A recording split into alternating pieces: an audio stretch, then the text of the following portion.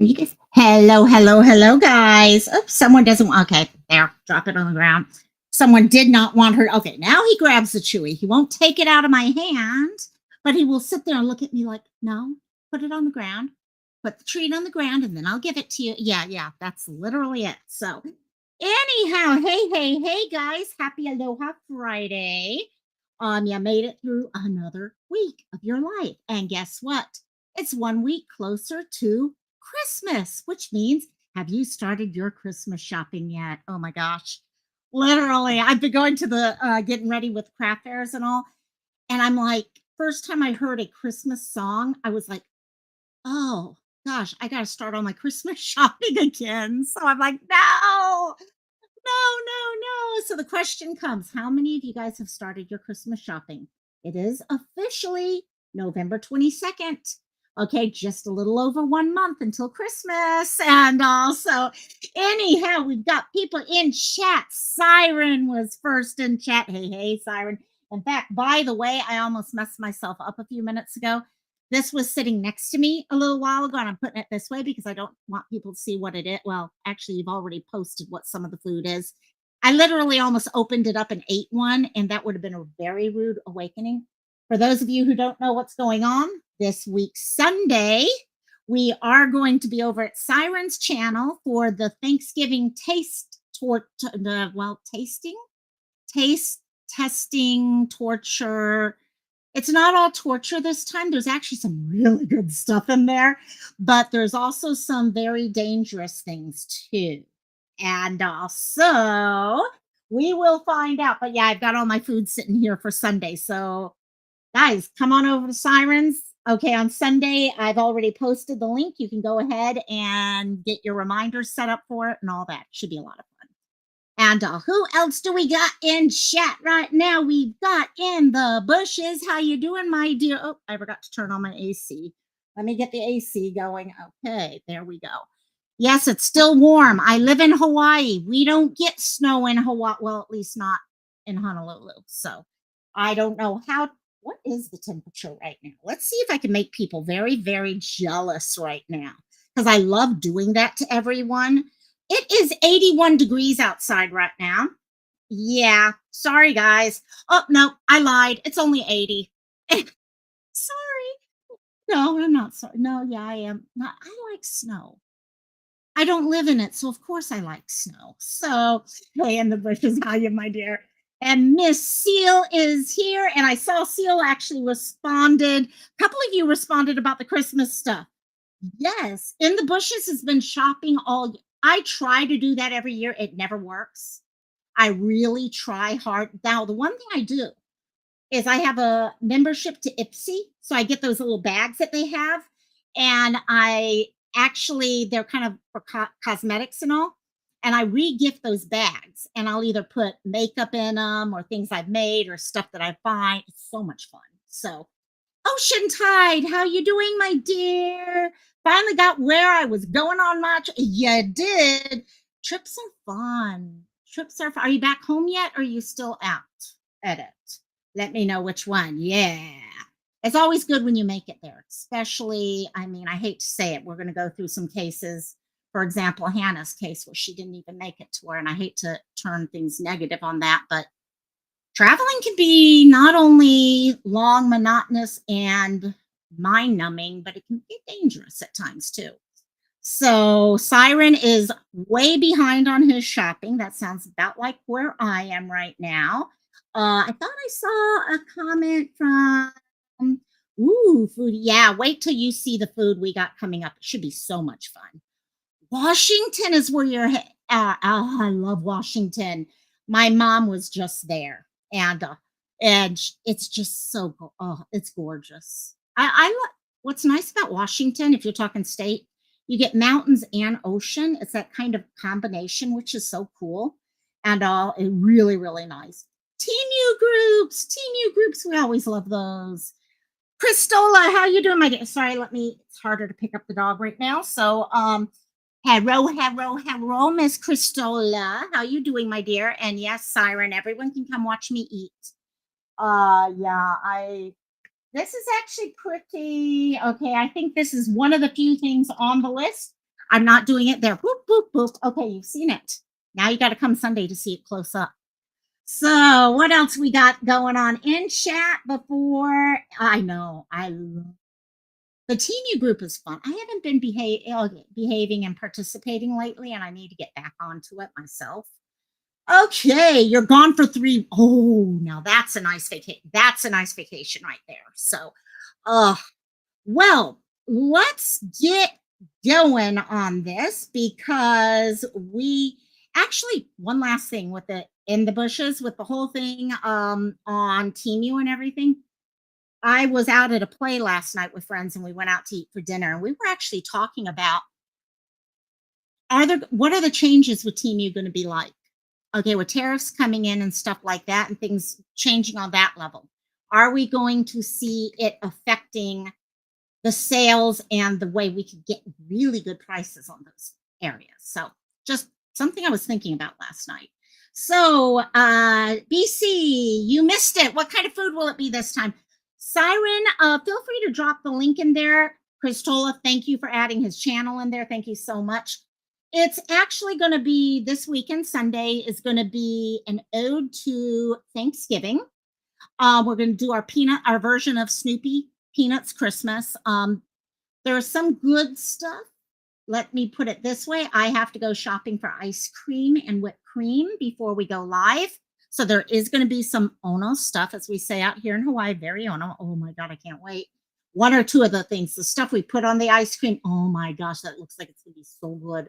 And but some of the stuff is going to light my mouth on fire again. Thank you so much, Siren, for that. We all know, okay, we've all decided you guys love to watch us in torture. That's what we've come to. So we will see how that goes. So up there we go. Siren said, along with some other things, we're eating our version of the meal Snoopy sets out for the Peanuts game. Exactly. They're fun lives. Okay, that's what I love about what Siren's pulling together. Okay, they're a lot of fun, and I even have, I think, what, 1 or 2 more videos worth of food that you've sent, by the way. So, yeah, in the bushes, and that was the thing, and I'm all for it.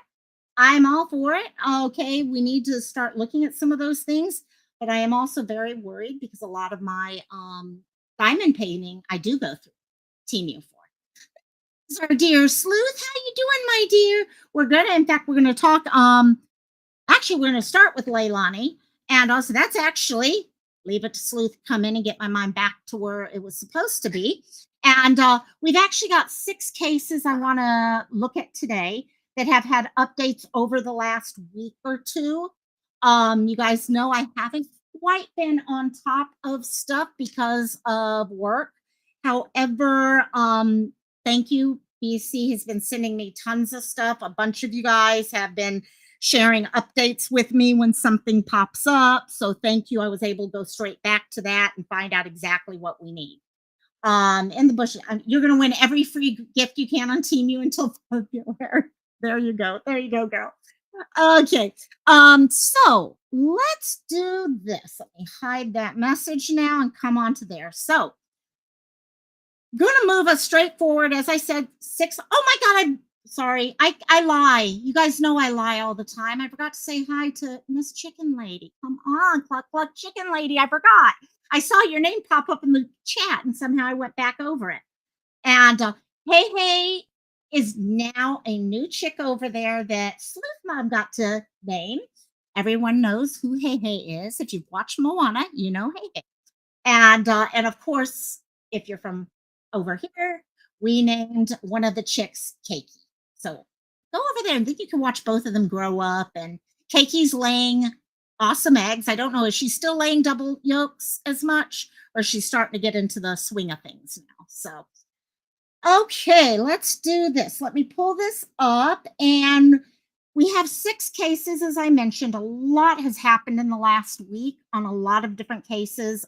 Just to go over what we're going to do. For those of you who are joining, this is a replay. As soon as I get done with this live, I'm going to try to do timestamps again. I'm trying really hard to get the timestamps for you guys. So if there's a specific story you want updates on, you can go straight to that update. However, in order, what I think we're going to be doing is starting off with Leilani. Leilani Simon actually got her sentence, and we will be watching a real quick video on that. Then after that, I want to bring up Hannah Kobayashi from Hawaii. As you guys know, she missed her connection. Okay, she was flying from Honolulu, Maui to New York City through LA and missed her connection in LA. This is getting really scary. I'm starting to wonder if we are dealing with a potential trafficking situation here. We have an official, well, family official timeline, and we're going to go over that timeline as well as a interview that was done with her family. So that will be second, followed by Jesse Vang. Got to the wonderful example of masculinity to the world, I guess, in his own brain. Okay, we're going to be talking about his, oh, I'm innocent. I didn't do anything to hurt and kill Elijah. So we will be dealing with that. Sorry, I get very sarcastic with that one because he is a big a-hole. Followed by 4, Madalina Cojacari, guys. How many of you guys know what yesterday was? Okay, I want to see if anyone in chat can remember what happened 2 years ago yesterday. 2 years ago, okay, type it in chat. I'm going to go on, okay, so we don't have tons of dead space, but 2 years ago, 2022, November 21st, 2022, at 5 p.m. was the last time we have video footage of Madalina. Madalina went missing after that, and it's been 2 years now. And many of us were here when she first went missing, and we're still there. After Madalina, we're going to talk about Veronica Butler, and yep, sealed. There we go. I knew a couple of you guys would remember what they. I hate using the word anniversary when we talk about these dates because to me, an anniversary should be happy, and this is far from happy. And I need to come up with another thing. Beat him. Thank you so much, my dear. Thank you. It's going so quick. I can't highlight it. Thank you. Thank you. Thank you. Thank you so much for those. And for those of you guys who got memberships, woohoo, yes. We got a bunch of you, 5 of you. If you got a membership, say a quick thank you to Beat him. And I'm trying right now. I've been coming up with some ideas of stuff. I might be able to do some memberships only stuff with some live videos from some of the craft fairs that I've been doing that I can just post videos for you guys. So be keeping an eye out for that. I've been working on that. And Tim, you're amazing. Thank you so much. I really appreciate that. And yes, Crystal, first time that you didn't get popped up for one of those there. And yes, we've got 5 new members of the Ohana. And also an Ocean Tide 2 months. Yes, yes, yes, girl. And also, sorry, something just popped up there. So thank you. Let's see. After Madalina, Veronica Butler, Jilian, Kelley. A couple of weeks ago, the autopsy report for Jilian came out. Now Veronica's has come out. We did not get to address this here, so I am going to quickly go over their autopsy reports, at least the main findings from it. If anyone wants more detailed, I can help share those detailed ones out later. However, the main stuff we will be sharing there. And then last is actually something Seal and I have been talking about a lot lately. There is a woman in Tijuana right now that they're trying to figure out who she is. She has no name. She has claimed a name, but it doesn't seem to match with anything. We can recognize a tattoo. This woman has been through a lot.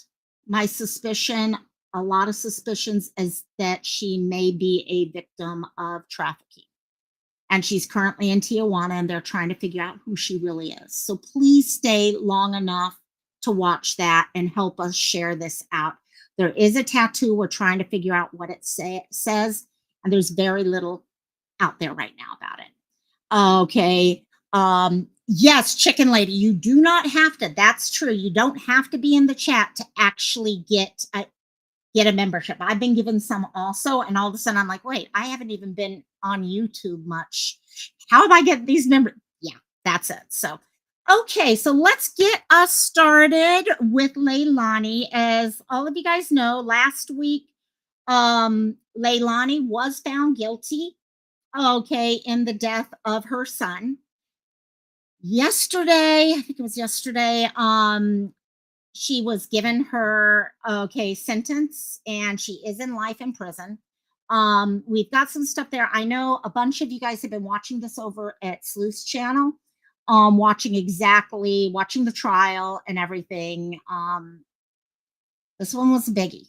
This one was one of those that Quinton is one of those kiddos right up there with Elijah that just worm their way into your heart, and you just wish you could be there to hug or something. So let's go ahead and get moving on this video. Malice murder, felony,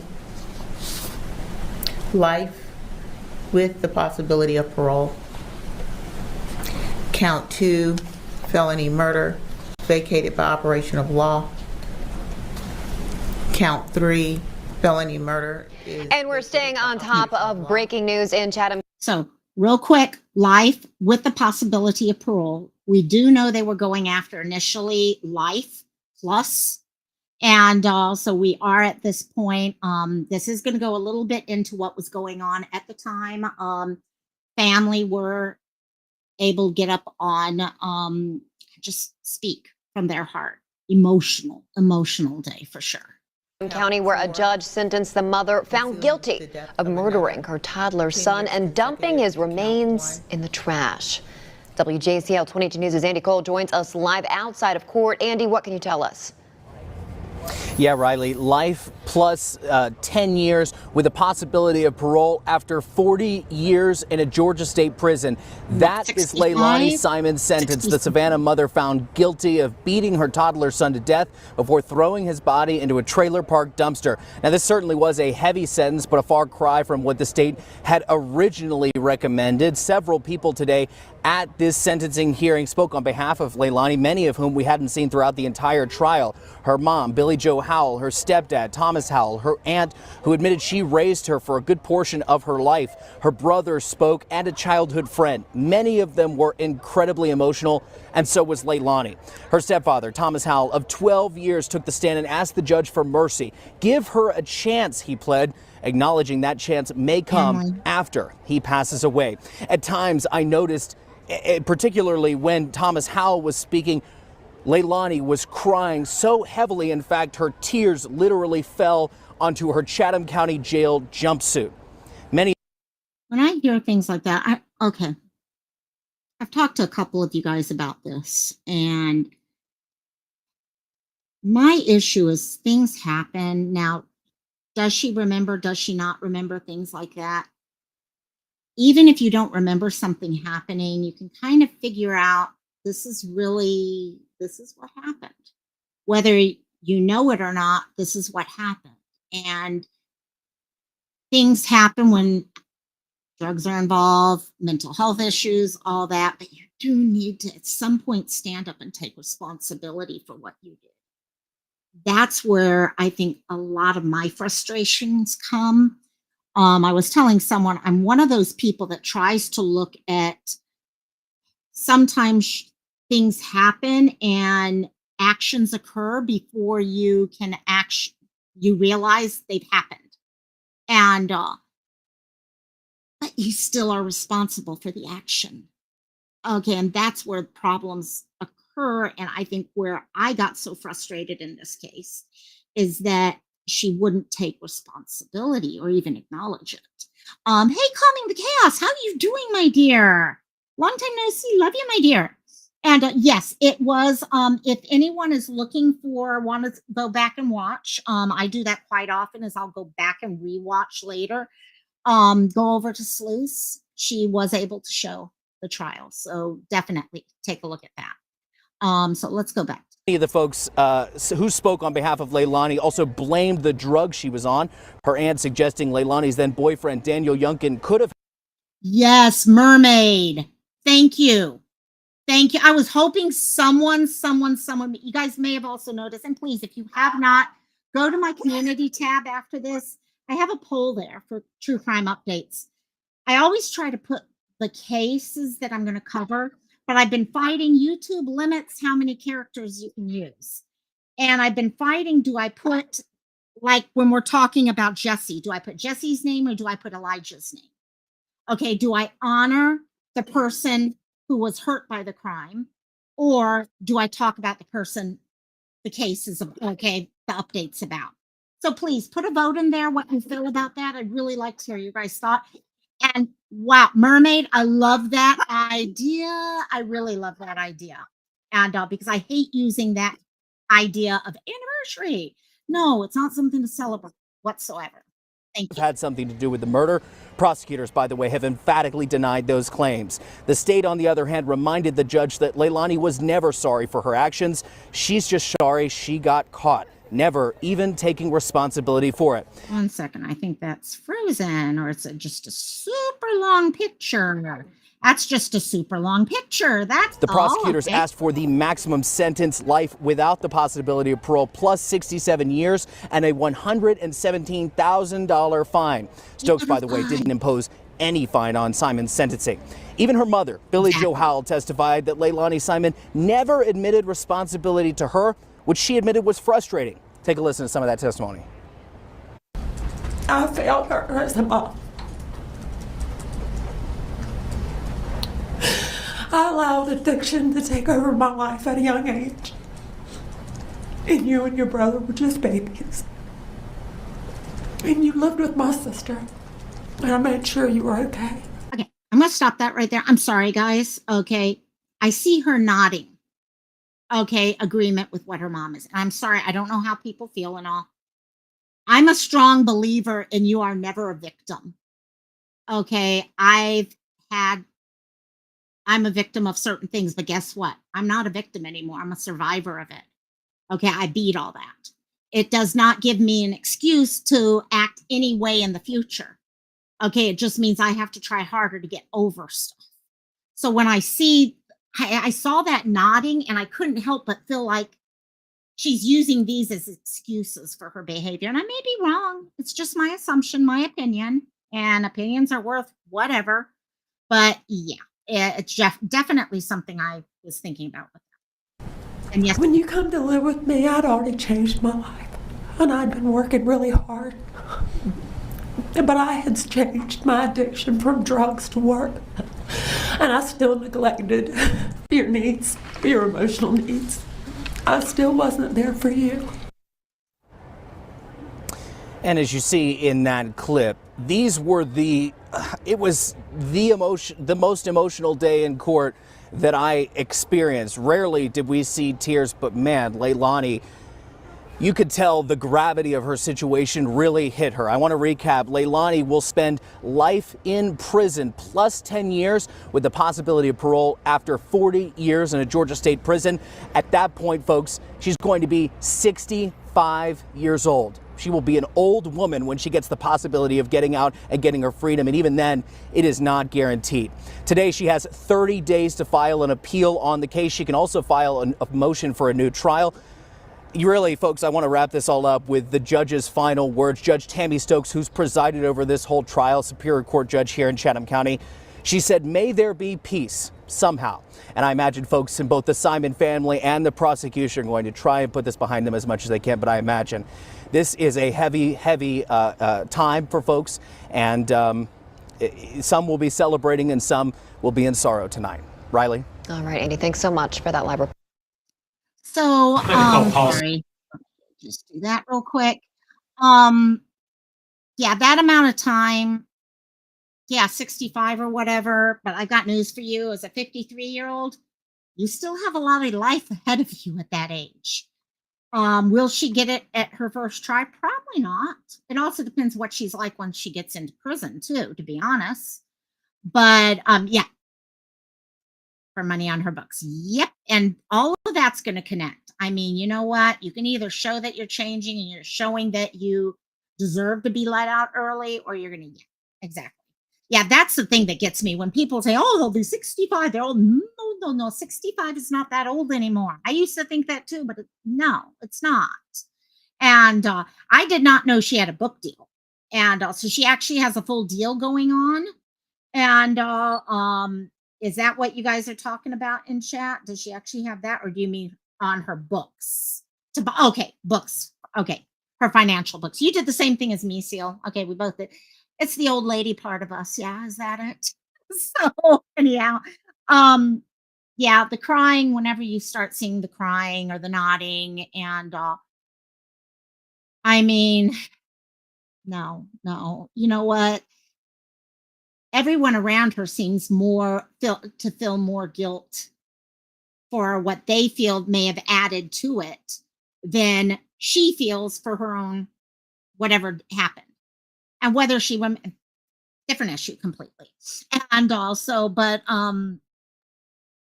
at least that's there. Yes, it gives a family ability to try to find some closure. This one, yeah, we'll see. But again, okay, well, we're going to be here 40 years from now. Okay, what's her name? Just who was it who drowned her? Oh gosh, I just spaced out on her name. She just got denied release. Who drowned her little boys? I know. You guys are going to type it in chat, and I'm going to be like, that's it. That's called elder becoming old. But I never thought we'd reach a day where they'd be talking about her getting out of prison.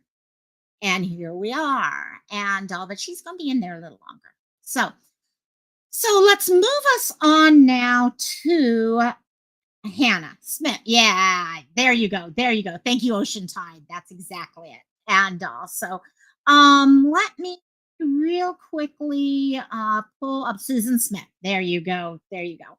I'm like Sarah Susan. Yeah, having a rough day today. Really having a rough day today. There they all come. I in the bushes. I don't know. I don't know. Part of me thinks that. Also, and is that only just a way to protect herself? There's so many psychological things behind something like that. Who knows? No need to say sorry, calming chaos. And with how I described it, I could see you going there too. So let's move on to Hannah Kobayashi. I know some of you guys have heard me talk about Hannah. I've done basically 1.5 lives about her at this point. We have had a couple things pop up in the course of the last couple days. Oh, let me switch these around. We have an official timeline. Okay, we also have a statement from the RAD movement that I did want to address both of those. Hey, Miss Thea.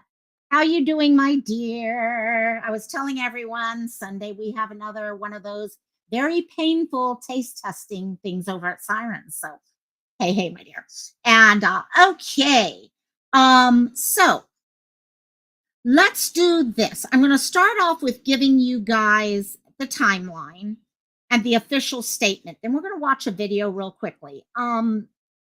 Guys, this one's complicated. Hannah's case is extremely complicated at this time, and it keeps getting more complicated, trying to figure out what happened in the time that she was in LA.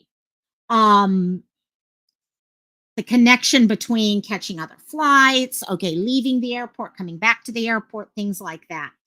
What is really getting scary now is that she was seen with another person. And that did not give a good feeling what was going on between the two of them and all. And that's what's scaring people. Family, I think it's becoming more and more evident that people are starting to worry that there could be some trafficking involved in this. A lot of times we jump to that idea. This one, parts of the facts are actually getting to the point where you're starting to wonder because they're making sense. So timeline wise now, first of all, let me do this. Let me just pull this up and then we'll watch the video, but so you guys have a picture of her here. As you guys know, she left from Hawaii. So I'm going to go over the new timeline. This timeline is the official timeline according to her family. Okay, it's the only timeline I'm going to work off of at this point, unless it comes from the family.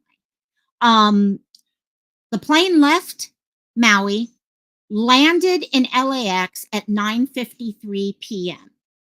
Okay. She had a connecting flight to New York. That flight was due to leave at 11 p.m.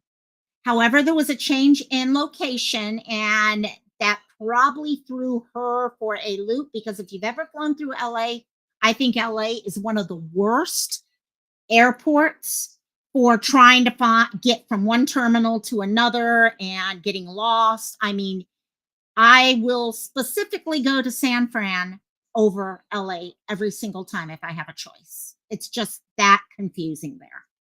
So that flight was supposed to leave at 11 o'clock. She missed the connecting flight. Now, we do know for sure she did stay in the airport at LAX overnight. Saturday now. Saturday, November 9th from 12 p.m. to 3 p.m. She was seen at the Grove. Now, we're going to talk later where we talk about the Grove and the LeBron James event, the YouTube video where she's seen in. This is separate from that. That LeBron James event is the next day. Saturday, she ended up, yep, exactly, Ocean Tide. LA is just, Dallas? I've forgotten about Dallas. Yeah, Dallas is pretty bad. That's why I go to Austin usually. Yeah, you're right there, actually. And she ended up at the Grove. She likes art and stuff like that. So she was specifically seen at a place called Taschen or Taschen Books, Taschen Books. They have a lot of arts books. A lot of people had talked about that when people were talking about the location. People were like, doesn't she like art? Maybe she was seen in there. Well, we now know she actually was seen there charging her phone while she was there, 12 to 3 p.m. on Saturday. At 2:43, so in the middle of that time period, she takes a photo and sends that photo to her auntie. Okay, so all of this corresponds at that point. That evening now, she makes her way back to the airport and is spotted at LAX. So visually, we've got confirmation of that now. Sunday. Now we're starting to get into the times where things start getting a little bit different. Sunday at 3:40 p.m., we have the YouTube video outside of the LeBron James event at the Grove. That's at 3:40. They believe that evening she did return to LAX. The wording here is believed to have returned to LAX. So I don't know if it's more circumstantial evidence that they have that she was back there or what, but they believe she headed back there. Now we're into Monday. Okay, the text messages we shared in the past, those seem to have ended at about 5:30 something in the morning. Well, it looks like now at 5 p.m., she was spotted in LAX talking to a ticketing agent. So she's still, during this whole time, she's trying to find how to get back. In fact, some of the discussion is that she was even at a point where she was trying to ask questions about flights back to Hawaii as well as New York. And so something was going on. She's trying to find a way to get onto a flight, things like that. That's at 5 p.m. Here's where we get the last couple hours of evidence connected to her. Yeah, Denver is not the greatest too. I've heard that one also, definitely. At 9:04 p.m., 5 o'clock, she's talking to an LAX ticketing agent. 9:04 p.m., she boards the LAX Metro C line at C, letter C, at Aviation and Century Station. So she's leaving the area on the Metro.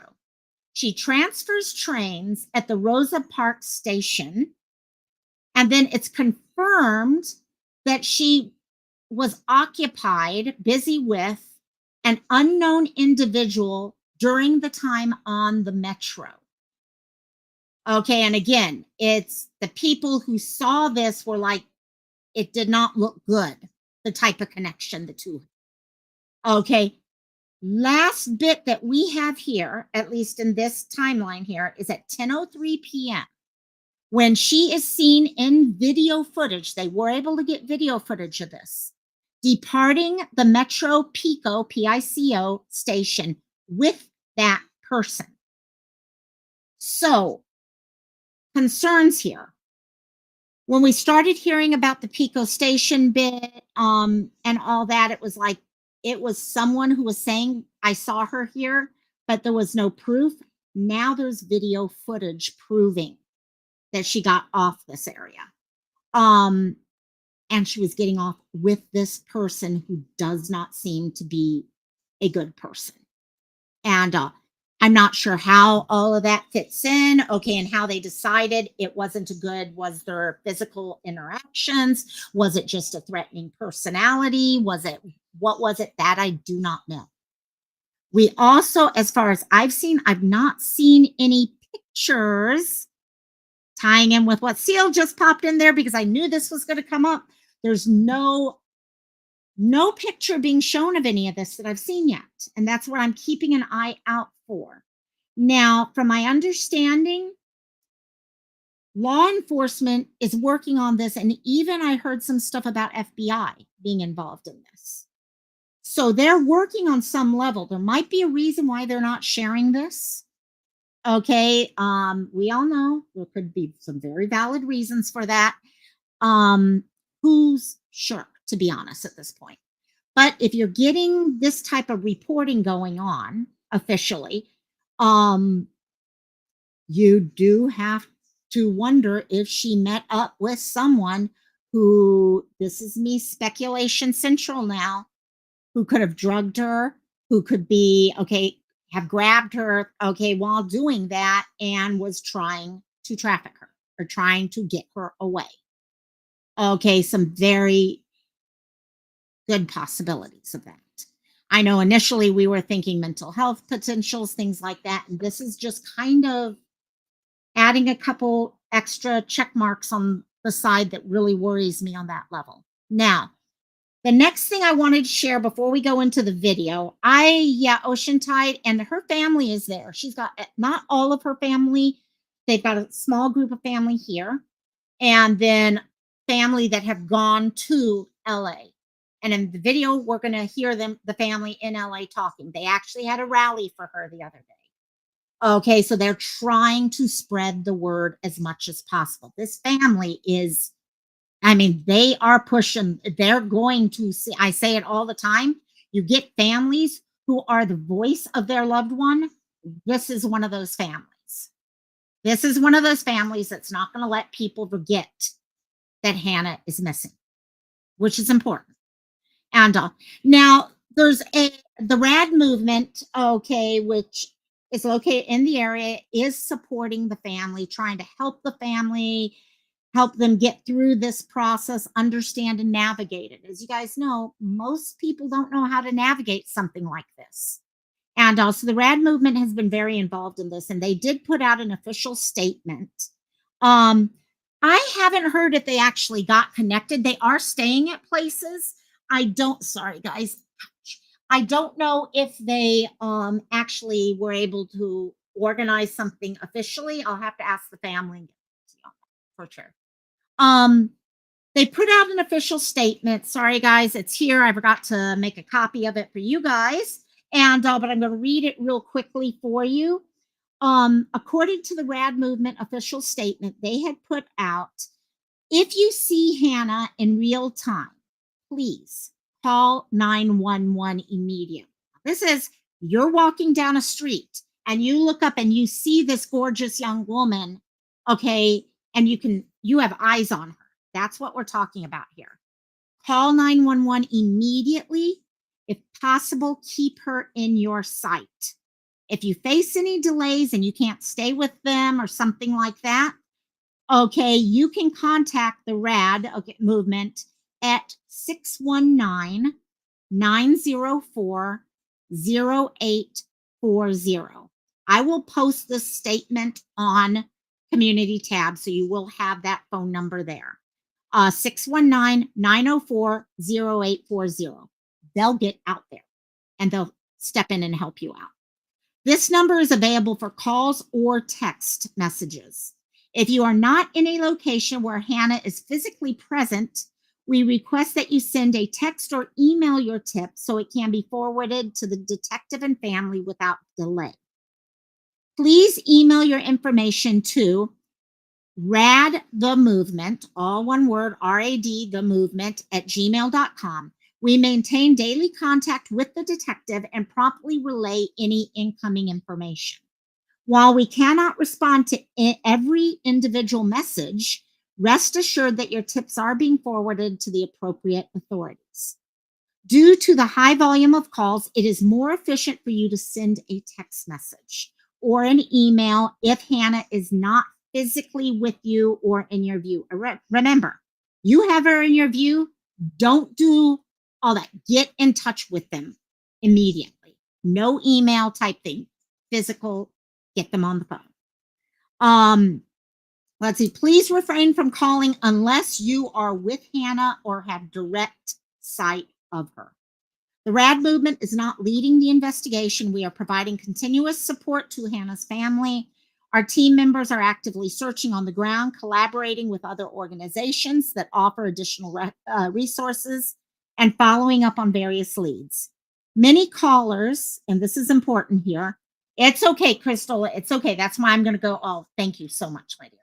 And I will post it. That's why I said I will definitely post it for you. Many callers have reported being transferred. Okay.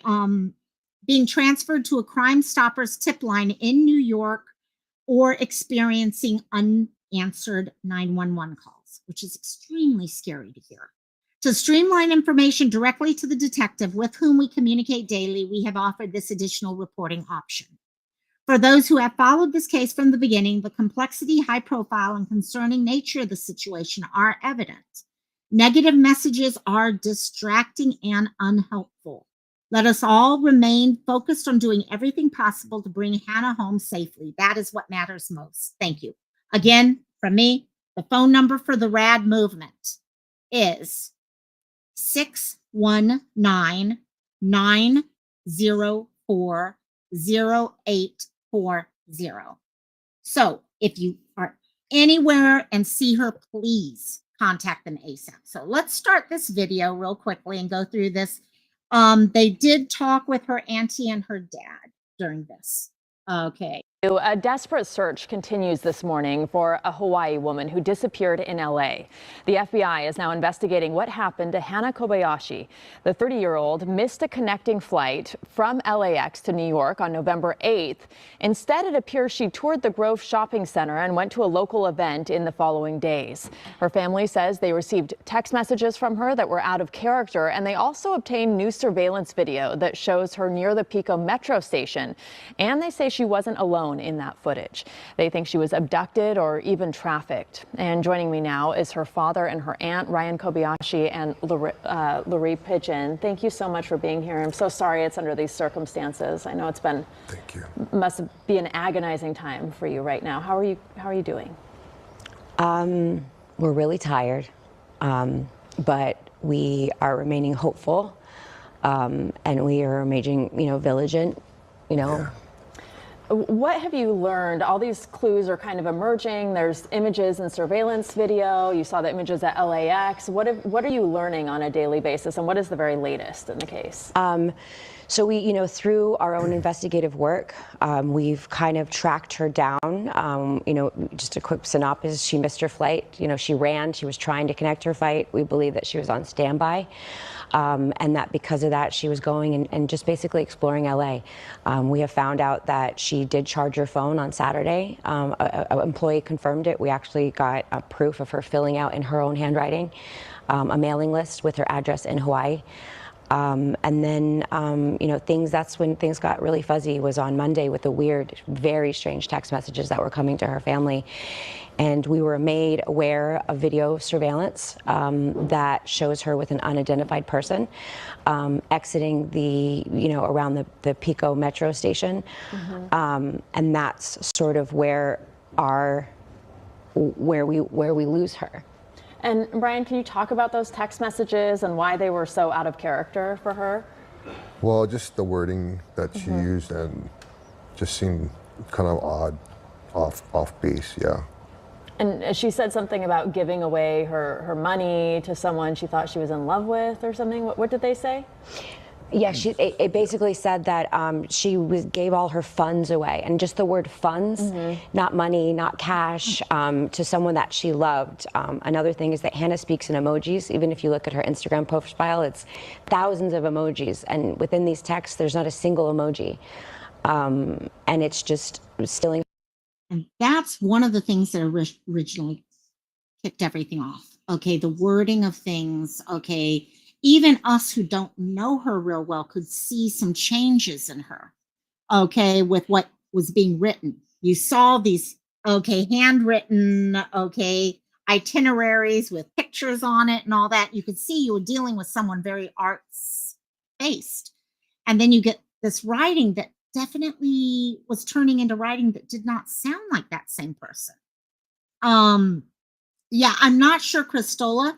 I'm thinking that too is that we had a comment made about BC here that she had filled out a form for her address. I'm not sure if there's another one at the airport because she was talking with people at the airport also. But I do know while she was over at the bookstore, she was trying to get on their mailing list and stuff like that. So I'm not sure if that's the one you're talking about. Her identity, you know, she had a spiritual awakening. It was bizarre, you know, like and so it wasn't out of character for her. There's a rally happening today at Crypto Arena. How can people help? What are you asking for from the public? So we would just like people to show up at 3 p.m. You know, the Lakers game is happening, and she was seen 2 blocks over, and people are coming in from all across California. And I just want to say thank you to the public of Los Angeles because they've been so helpful. So if you can come to the rally, we're handing out flyers because the family doesn't know how long we can be here. So we can hand out flyers to keep the support going, and to, you know, just give an update to all the people and kind of create the narrative and the truth, you know, and kind of dismay some of the crazy, wild things that are out there, and you know, let them see the family. And Ryan, if you could talk to her, if she could see this message from you, if she could see some of your appearances, what would be your message to her? Love you, Hannah. You know, just love all the love and support she has. Everybody's praying for her safe return, and you know, we're just grateful for everything that everybody's been outpouring. It's been overwhelming. Yeah. And what is she like as a person? Oh, she's the kindest heart, you know, and everything about her was just beautiful, you know. Yeah. Well, we wish you the best. We wish a speedy recovery for her, and that you get some answers. Thank you. Thank you so much for being here. I really appreciate it. Thank you so much. Thank you so Christine. much. So that's where that is right now.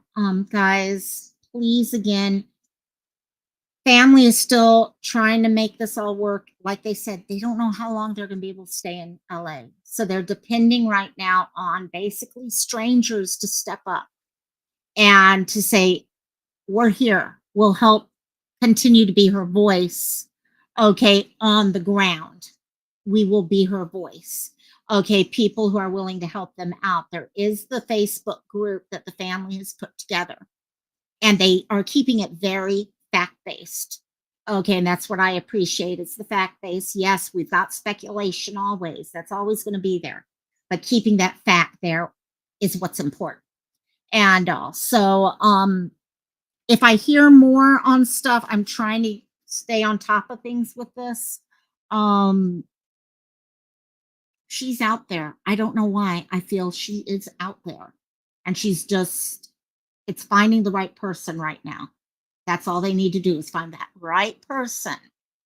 Okay, someone who might be too scared to speak up, especially if this is a trafficking type of situation. People may be scared to speak up. And you can do things anonymously. There are ways of doing that. So, okay, moving on now. We have after Hannah, Jesse. This one's going to be a little quicker one because this guy gets me so pissed off so quickly. And For those of you who don't know, Jesse Vang is currently heading towards trial for the murder of his girlfriend's son. He was asked by the little boy's mom to teach her son how to be a man at the old age of 3. Yeah. And well, not even. Yeah. And he was due to come in and plead. He did, as you can see right here, he pled not guilty. So we are going to go through this real quick. It's a quick one, but you can at least hear from his own mouth that he's decided he's not guilty and has nothing to do. Mom is, last I heard, Seal, mom is in jail still. Okay, I don't think she's bonded out. I may be wrong on that one, so let me clarify that. I haven't seen anything in my update, research showing that she has been grabbed on that level. So here we go. This one's real short. It's pretty easy update. The boyfriend of Elijah Vu's mother is pleading not guilty to the charges against him in the 3-year-old's death. Elijah went missing back in February from Two Rivers and was the subject of a month-long Amber Alert until his remains were found in September. Jesse Vang is charged with repeated physical abuse of a child, causing death, and hiding a corpse.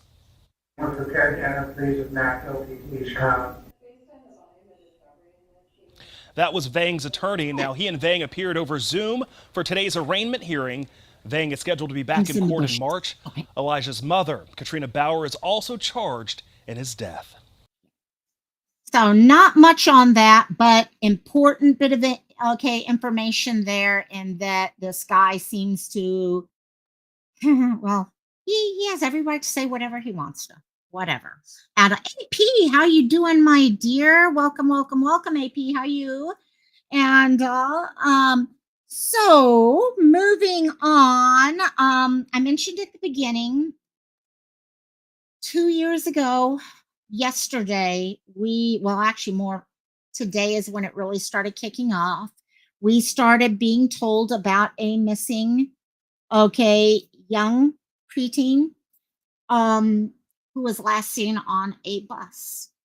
Guys, many of you probably remember it. We saw this video of Madalina Cojacari, walking up the center aisle of the bus as she was getting off. And that was the last time she was seen. It's been 2 years now. And that's what I can't. I hate it when we start getting to these amounts of time. So let me pull up what I do have to say I've been very happy with hearing is the amount of dedication coming from the police department there. They are like, no, as it says here. They're pledging. This is not going to be a cold case.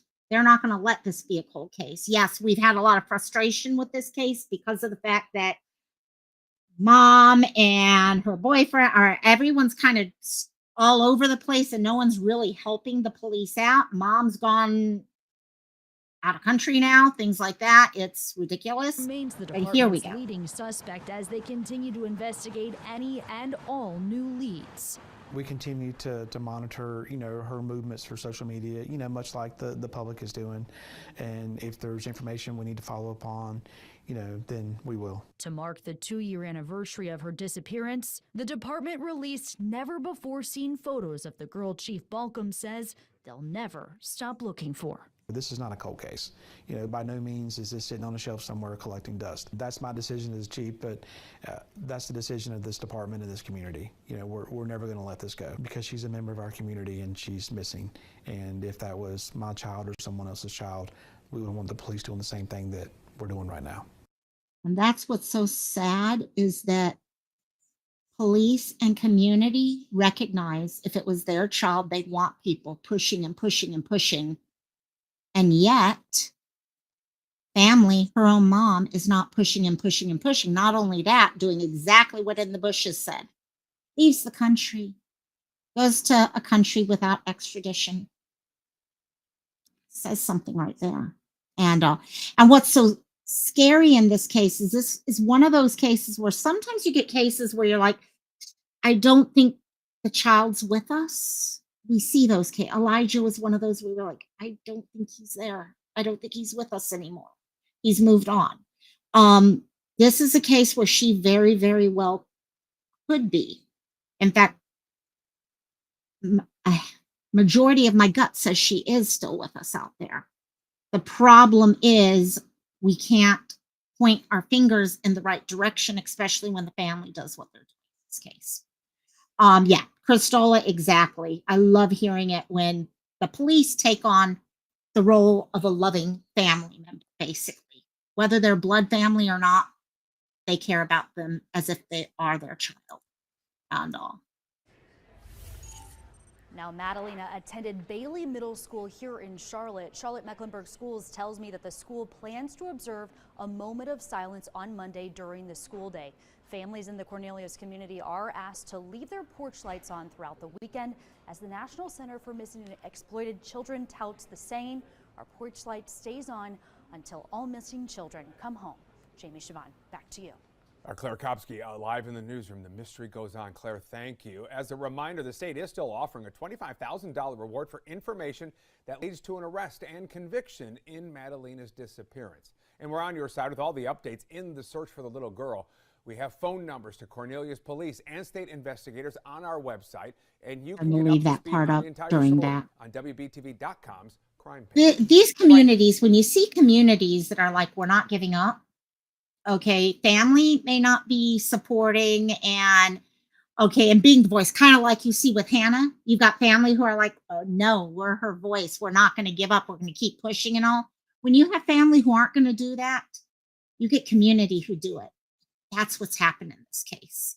My concern is, Seal made the comment about, could her mom have gotten her out of the country and she's with her? Part of me wants to hope that's what's happened. I don't know if she's out of the country and not with her mom or something.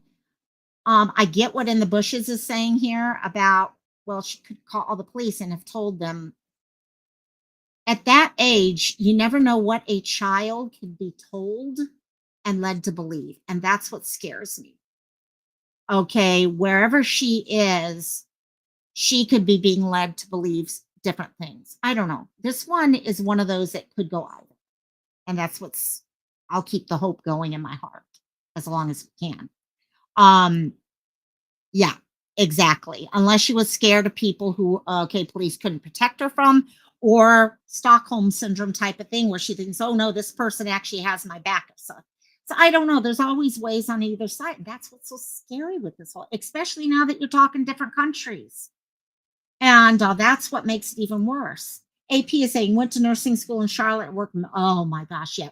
And when you're working with children, I actually worked with long-term care with children, and it hits you because you've seen what evil can look like. You have, and all. Okay, moving on now, let me share with you the next bit. I wanted to go over with you two quick documents. So, earlier this year, we're not quite to 2025 yet, Veronica, Butler, and Jilian Kelley went missing and then were later found. As you remember, they were found in Texas County, Oklahoma. Both of their bodies were in a freezer, and that freezer had been buried. We've got a group of people who are currently awaiting trial. A couple of them we think are kind of turning on the others now and stuff like that. However, we have been waiting for a while for the actual autopsy report. The first autopsy report came out earlier this month, maybe about 12 days, 13 days, something like that ago. And that was this one that we're looking at here, Jillian's. Let me know if anyone would like full copies of this. I will also see if I can post these to Discord if you would like to join us on Discord. Or at least I can connect with you through the Discord to send it to you that way. Because both of them are like 15 to 17 pages long, so they're a little longer. or at least give you a link. So the first one came out for Jilian. The second one actually took a little longer because there was some legal requests being made initially. However, we're not going to go through this whole thing because it's full force medical leaves. I mean, those of us with a healthcare background would understand most of it, but most people are not yet the misfits, God's misfits. And BC, yeah, thank you. And I always space on that word misfits. I don't know why, but I always space on that. So anyhow, this was the first autopsy. This was Jilian's, and it looks like both of them in the end died in the same way. Okay, the cause of death was the same in both. Just to go through, and we're not going to go deeply into it. However, both of them were found with multiple sharp force trauma, with a total for Jilian of 16 sharp force, so 6 places that she had been stabbed. Location wise, and just trigger warning for those people, this is rough stuff to look at here. But there was a cluster of 9 injuries, 7 stab wounds, and 2 incised wounds to the head and posterior neck. Okay, so mostly head based, and with multiple fractured cervical vertebrae. Okay, so up in this area here, she actually had some breaks going on there, or areas where there were cuts going on. There was also a stab wound to the right upper lateral cheek area. Okay, that did go into muscle and stuff like that. Incised wound on the left temple, an incised wound to the left lateral jaw, and then sharp force injuries to a few other areas. The important thing, yeah, and so I fought this whether to share this detail with you guys, but I personally feel this is part of giving them justice and giving them a voice. Hiding, it's kind of like that Voldemort theory. You don't say their name, and you take away the reality. People need to know what the reality that these monsters did to these 2 women. And it does look like both of these women they apprehended the 2, okay, both Veronica and Jilian, with a stun gun. So they think there was a possible stun gun mark to the back of the neck and the posterior left shoulder in Jilian's case. So that kind of gives you an idea in that. For those of you who want further stuff, seriously, I can share it. I'm not going to go through the full thing here, but they literally go through the full autopsy here. So just let me know. You can email me, thelocalmylife@gmail.com, or get me through Discord, and I can share that with you.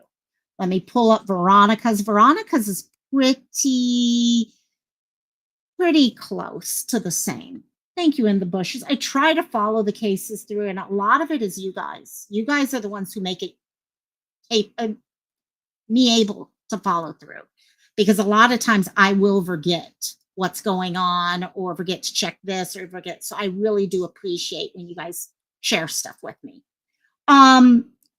Ocean Tide. Yeah, this was a case. Actually, let me go. I will share with you what this case is about in just a second. Let me just because I'd like to get this off of my screen as quick as possible because of the words in it. It's still pretty hard to look at.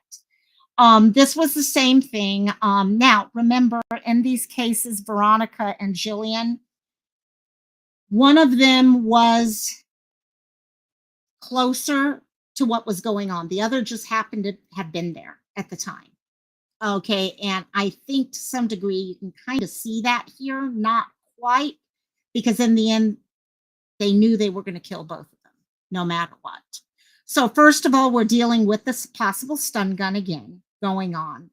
And then again, sharp force, injuries and trauma, with a total of 30 in this case. So where Jilian had a total of, sorry, let me go back so I can look and see what the difference is here. And I will be following this case through trial, by the way. Okay, Jilian, oh, this is interesting. Jilian actually had 16 sharp force injuries, where Veronica is actually showing 30. So big difference there. But again, to the head and neck area, I don't know if this is just the difference in fighting, okay, or things like that. Definitely looks like there's a lot more extremity. So my gut, I may be wrong on this. I'm no one who would know this. Okay. Okay, I'm not police officer or anything like that, but it looks like she fought. We're definitely seeing a lot more defensive type wounds and stuff here. Okay, yeah, which is definitely. Yeah, and you can see that knowing the story. Yes, it kind of goes there. Um, so looking at these things, you're noticing top of the head, back of the head, forehead, cheek, neck, um, sharp force to the torso, and then those defensive wounds going on. And also, these people were, I'm going to pull this down just because I do want to share it with you guys, but it's hard to hear what happened with those. Let me pull up their pictures though, so you guys can see. I don't think I have them here. So the story in this case, actually, and we've actually talked about some of the people involved in this. Let me just do this real quick. Veronica. Okay, so a while back, let me see here. Just find a nice story here. Okay, here we go. Okay, so here we go. Let me just share this real quickly. And then for those of you who don't know the story of these two, we do have some streams that were really dedicated to this case. However, this is Veronica and Jilian. Veronica, and as you saw in what we were talking about a few minutes ago, Veronica scene 30 versus 19 kind of fits with this. This was directed more towards Veronica than Jilian. Veronica had two children that were in the custody of their paternal grandmother. Veronica was due to see them, and she always had to have a court-ordered, person with her at that time. This one day, it happened to have been Jilian. Jilian was just someone who was court-ordered at that time to be there for the visit. It was looking like Veronica was getting closer and closer to having her two babies back with her. She'd been working really hard to get to that point. And as that was happening, their grandmother did not like that idea. And like in the Bushes is saying, these people who did this are just evil. They're evil completely. And actually, let me make their pictures a little bigger. Oh, not much bigger, but anyhow, the two of them had gone down to go pick up the two children, one for her birthday, and they went missing. No one seemed to know where they were. However, police started figuring out really quickly this group called God's Misfits of, I think it's five people,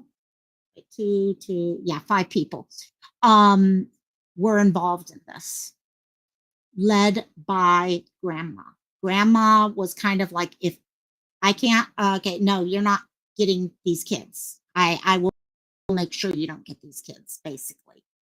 And so we actually got a group of people together who decided to abduct these two women, kill them, hide them in a freezer, and then bury the freezer on farmland. They would have gotten away with it, except two of the people were husband and wife, and their oldest, one of their children, teenager, somebody's daughter told on them. She was the hero of the story. She knew what had happened and she knew it was wrong, and she spoke up and she turned her parents in, which set off this whole thing. So we will be following this case. I still have other pictures up at the top, but we will be following this case definitely. So keep an eye on that. If you want to look for any videos, I do have some videos up about them as we were looking for them and then once they were found, because it's been crazy. And I do think some of the God's misfits are what this group is known as, and some of them are turning on each other. I have a funny feeling it's looking like more and more. So moving from there to our last case, and this is a case that Steele and I have been talking about, and we need you guys on this case. We need people thinking, looking, trying to figure stuff out. This is one of those cases that there is someone who has most likely been trafficked in this case. And it's a young woman. Let me share this one, replace. Actually, let me just stop that and pull it up. Oh, sorry, I've got a bunch of little moths all of a sudden just came into the house. It must be raining outside or something. Okay, window, here we go. Here we go. Okay, so on a Facebook group right now, there's a big discussion going on about this young woman right here. We're trying to figure out who she is. We're trying to, if she has family, get her back to family. Initially, it started coming out through another group saying here, if anyone knows who this woman is, she's in Valleys, K houses, only speaks English. And that's saying something. This is not someone who was born and raised in Mexico. This woman only speaks English. Huge key that she's probably been pulled there by someone else. You're going to see some other connections to that in a few seconds here. She says her name is Alexis. We don't know if that's really her name. She could have had her original name stripped from her, and she now doesn't use it. She says she comes from San Bernardino, and she's 25 years old. So just to give you guys, I'm going to try to show you guys some of these pictures. This is her sleeping in the area. This young woman has had a really, it's a nightmare once you allow your mind to start thinking about what she's gone through. And if I know there's times that we feel like you can't do anything. Okay, you can't make a dent.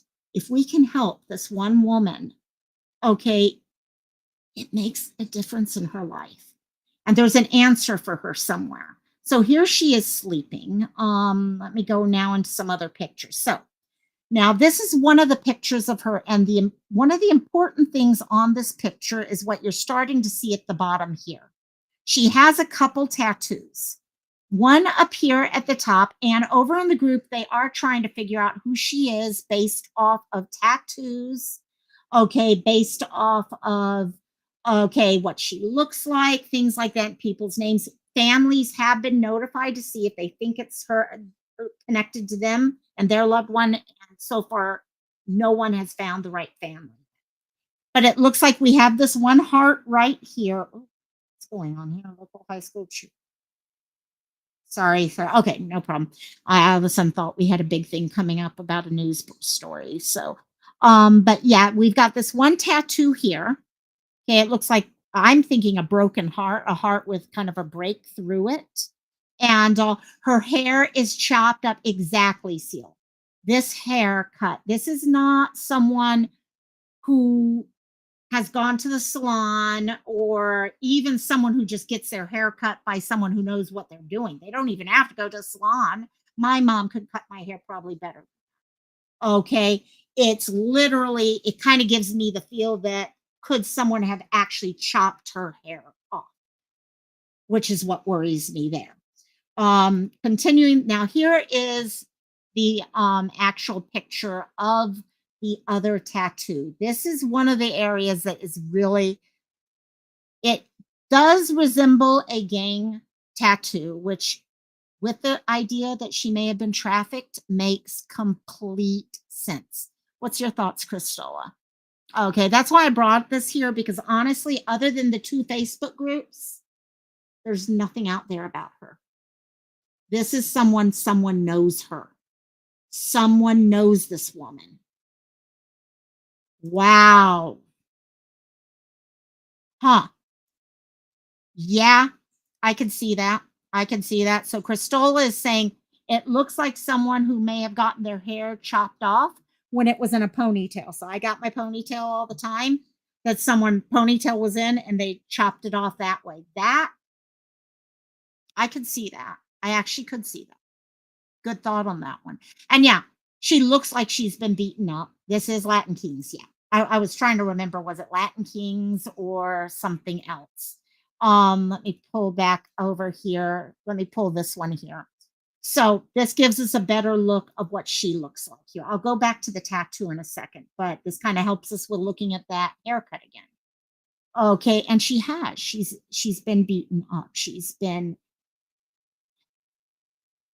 I can't help but think this is a woman who is living in San Bernardino, potentially, we don't even know if that's true. She may be on, okay, drugs or something. She may still be we don't even know all this stuff. And she goes from a life where it's a life like all of us have, and now she's here right now. And I can't help but feel that if she had a chance to ask for help, she would be asking for help. And it is heartbreaking, AP. And the tattoo, yes, and that's okay. So I'm going to pull us back here now. This tattoo, like we said, Latin Kings, definitely. It goes with that. I wish it was a little bit more. BC, it's very possible. Could she be hiding from a warrant? Very possible. Okay. My thought is I think police have been to some degree. I don't know about that seal. Do you know if we've heard much from police connected with this, like FBI or Homeland Security or anything like that? But anything's possible. Anything's possible. And this here is definitely yeah. I mean, we thought, is that an A? Is this an M at the end? Trying to figure out different things. And this is the concern. You're right about that. Sorry, I'm not thinking all the stuff in my head right now. Yeah, it has said that she does have an amnesia, right? So most likely she's found her way there. And sorry, I gotta take this thing off. And I don't know. I don't know. I would like to know, is Homeland Security or the FBI or someone, have they looked at this? You would think they would have looked at this if it has been in these two different groups, especially. One of the groups is a fairly well known. I think, and that's the thing, the trafficking, no one knows for sure. A lot of the thoughts on trafficking, and the reason why I think that's popping up is because of the fact that you see a woman with some of these tattoos going on who speaks English clearly, does not speak Mexican at all. She's in this area. She looks like she has really had a really rough life. We say she looks like there's evidence of being beaten up, things like that. Potentially, was there drug stuff, things like that. That looks like prison based. And that's one of the things, whether it's prison or from prison things. One of the areas I was trying to look at is, and I haven't been able to get deep in it. Actually, Seal shared this with me yesterday, and I haven't been able to get her out of my mind since. Each of the different gangs have certain tattoos. We all know that. In fact, when we were doing the live about the open border, and I told you guys go over to the other lives that are out there, they actually looked at the different tattoos and stuff. This is definitely connected to one of those. The name at the bottom, though, I'm not as sure about. That's the thing. So the question comes when we talk about a prison tattoo, is it really prison tattoo and you got it in prison? Or can you get a prison tattoo by someone who would normally have given tattoos in prison? If that's making any sense, what I'm trying to say. Okay, just because someone has a prison looking tattoo doesn't mean they necessarily got it in prison, especially if it is connected to illicit connections. And yeah, exactly. No, no, I get what you're saying. I get what you're saying exactly. It definitely has that feel to it. The LKs put this tat on women and their name underneath because the woman is, and I think that's one reason why people are looking for the what is that word there? Okay, because we do have this idea, Latin Kings, there is a name there. That name is, I mean, it's all over. And the longer you look at it, the more it looks like other things. I'm like, someone go in there and take a new picture of it. Um, it is, yeah, it's not the greatest work. It definitely is not the greatest work whatsoever. But also it's not only horrible work. This is a woman who right now is not in the best of health, to be honest. Okay, she's in an area, okay, where she doesn't know a lot of people. Yeah, 5-point crown, exactly, seal. So there's multiple ways of recognizing her right now.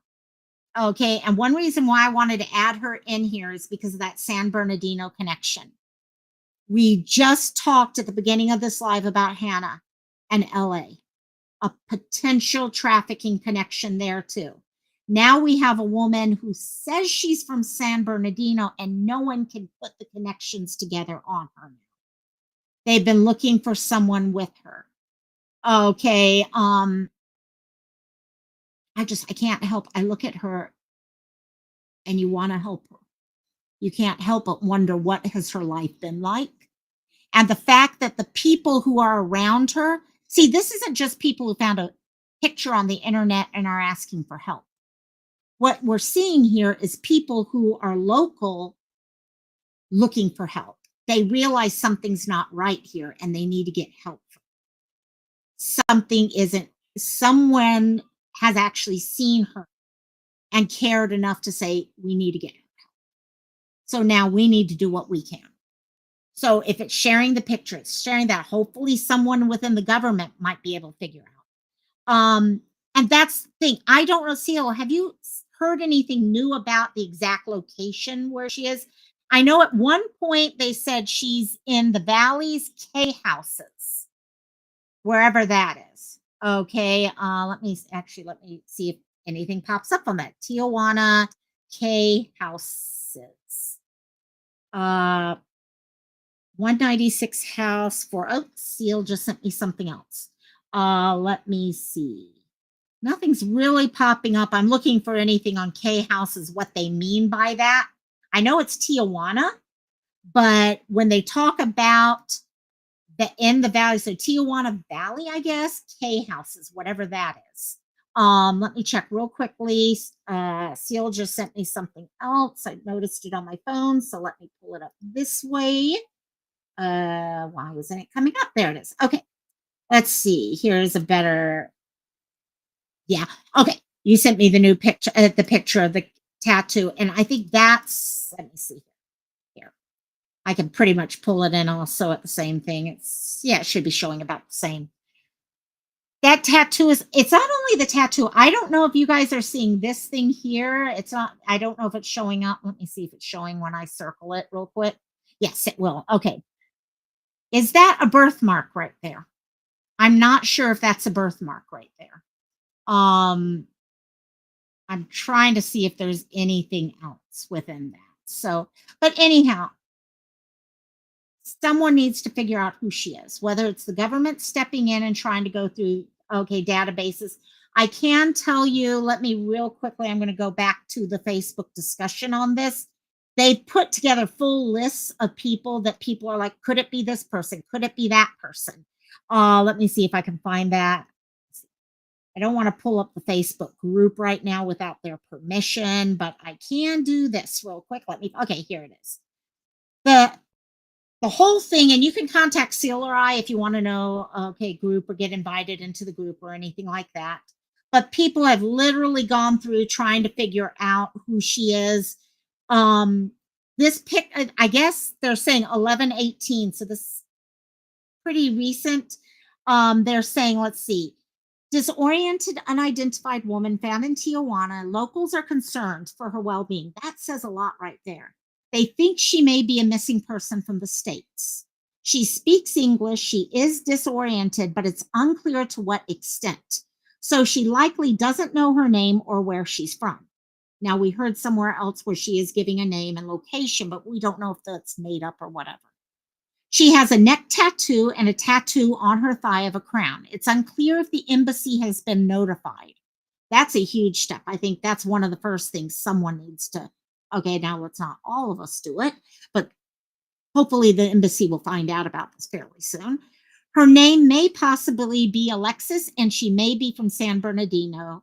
Her identity has not been confirmed. Now, as for a couple people, they have said Emma Baum's sister says she does not think this is Emma. Another person, Selena Garcia, who's missing, her sister says that the tattoos do not match, but they are looking deeper into it. Another person who's been mentioned is Maria Antonio Fernandez and Brooklyn Farthing. So people are trying to go in and compare things to figure out exactly she needs help right now. I mean, there was one person that I was like, oh my gosh, that's her. I looked at the pictures, except, I mean, she would have been like 20 years older and that would not work. And yeah, just want to share that with you guys and see what y'all think about that, and see what we can do on. And yes, and that's something for us to remember. It may look like a duck, quack like a duck, okay, and all that, and it may be a duck or it may not be. Okay, yes, this does have the 5-point crown and stuff like that. I wish the tattoo was a little bit clearer. Okay, but it does look like a scar right below it. Kind of looks like a healing burn. That's scary on its own. So if you guys can help share that stuff out, as soon as Crystal just said, looks like cigarette burns. I'm ashamed that I've given yourself. Yeah, and okay, got it. Okay, that makes sense. No, that makes sense. And for a lot of us, we all have past, and also Latin kings only use crowns as their identifier, a king crown and a queen crown. Interesting. See, I've read about the Latin kings tattoos, but it's been a long time and I haven't really dived. I ended up in a play I went out to dinner and see a show with friends last night, so I didn't get deeper in it. But after Seal mentioned it to me, I probably spent 2 hours doing stuff. I was just like, there's something about this girl that's just screaming out for some reason. And I hope they can find who she is. So as soon as I finish this live up, I am going to go back and look for timestamps. So I will be timestamping everything. You are welcome. Sion, actually, thanks for bringing it to all of our attention. That's how we work as a community.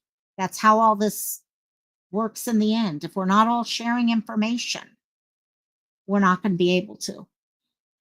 And there is another case. I don't know if she's been found. There is another case of a woman I was looking into that I think she was 9 months pregnant at the time. That scares me. There's a lot of things. I was actually looking at the potential of doing a live if I had more time right now.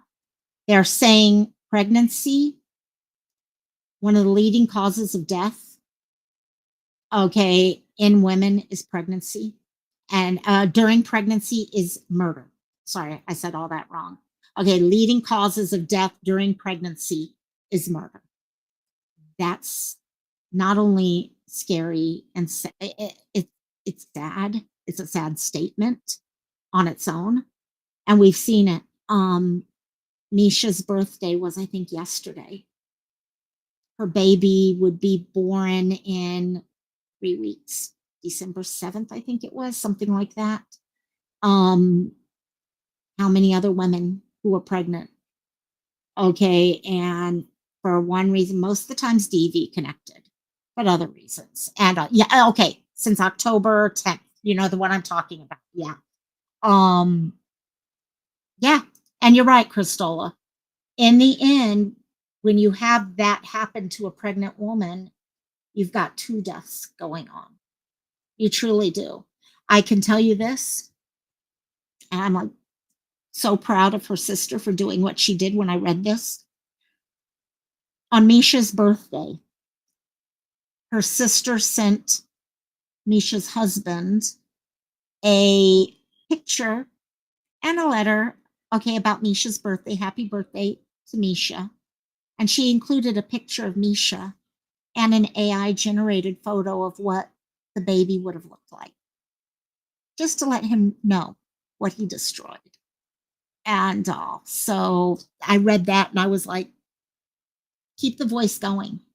By the way, he does have murder charges on him now. Those I did not get to let all y'all know that because I was in the middle of my shows, but murder charges against Misha's husband.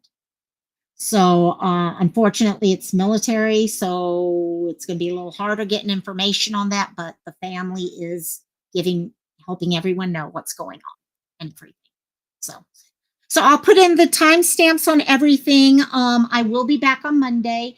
I am trying to, two things. I am trying to figure out things that I can do for those of you who are members. And one of the thoughts that I had was I could actually start doing some quick videos, okay, whenever I'm out at craft fairs or stuff like that. And the ones that I normally, they won't be edited type stuff, but at least you guys can enjoy some of the stuff we do out here. If I hit the beach, do videos of the beach, things like that. So hopefully I can give back to you guys a little that way. Also, please go to my community tab. I have a poll there. I truly would like to hear what your thought is on this. When I do True Crime Update, as you see on this one, I put the names of whoever I'm covering. But as you know, YouTube, Facebook limits the number of characters you have. That's why I actually had to do initials today. Oh, thank you, Cristola. Please do. Sarah Roque, no, but let me check real quickly. While I'm saying this, I will check if there's an update on Sarah. Let's see, there we go. I want to put names on everything within that, but I'm not sure. Which would you guys like to see more of? Like in the case of Jesse Vang and Elijah Vu. Today's update was on Jesse. Do you want me to put Jesse's name, or would you like me to keep it to Elijah's name? Okay, it's basically the difference of, do I put the name of the person the story is about, or do I put the name in honor of the person who is the victim? So please go to that poll for me. Good night, my dear Seal. Thank you so much and love you, my dear. Sarah, let me just let you know real quickly. Anyone? Okay, October. Okay, here we go. Newsweek had an update on October 31st. Let's see. We have a name of the person. For those of you who are wondering, Sarah Rook. Actually, let me just share this real quickly since you're there right now. I might as well share her update with you guys too, and then I'll just change that. Victim. So those of you, please add that into the poll. So because I'm really going to try to, I have my own thoughts on it too. And I always want to honor the victim, but I'm trying to figure out what is most important for you guys when you're looking for updates. I will always have both names in it, no matter what, in the description. But yeah. So anyhow, here is the update on, okay, oh my gosh, I think my mom just turned on my show. I can hear my voice. Hi, Mom. If you're watching, hi there. And also, Sergeant Sarah Roque, let's see, assistant, okay, wait, here. They charged Specialist Wooster Rancy of the 5th Engineer Battalion for his role in her death. He faces charges for the murder and obstruction of justice in connection with her death on October 20th. So they moved quick on this, 13 days. So not bad at all. We knew they had arrested someone, but did not have a name. So now at least there is a name. I missed this completely. So thank you. This is why I really appreciate you guys, because It's hard for me to keep on top of all the cases. So I really appreciate you guys. And if you want to be part of helping out with that, whether it's as a moderator, a research group, things like that, please let me know and come join us over on Discord. So you can kind of help us as we put all that together. So he's currently in pretrial confinement. It will determine whether there's sufficient evidence. I haven't heard anything else. This is the most recent update, it looks like. Okay, so that looks like all we have here. I will look to see next week. I'll make sure she's on my list, right? Okay, for updating stuff. Fort Midwood. Yeah, that looks like where we are on that one. So I will see if there's anything else beyond that, and I'll get back to you guys on that. So thank you for asking, because I do forget about it. It's unfortunately, I wish we did not have so many people to talk about. So, okie dokies. Well, I am going to go and finish the timestamps. Cassie just heard me say, okay. And she's like, oh, it's time to go. Is it time to go, big girl? It's time to go. And yes, Miss Crystal, I see my name all of a sudden in big letters. Yes, my dear. And are you a sleepy girl? You're a good girl. He's a good girl. Ow, it's hard to hold you. And so I'll hold on for just a second because I know Crystal is saying something. Look, AI says the word under the crown says, oh, that's interesting. That is interesting. I'll have to see. Yeah, I'll have to see what people are saying if that's been brought up over in the other thing. I'll have to see if Seal's heard about that. Ocean Tide, thank you so much. I appreciate that. I do. Yep, you got your puppy shot, and in cursive. Okay, that may. I thought the last letter wasn't in. Okay, what are you doing? And oh, now we're gonna sit here and shake and act like she wants attention. Give her attention, and she grabs more. So okay, I'll talk to all you guys later. Be back on Monday. I will be Sunday. Thank you, Cristola. Thank you. We'll share that one out.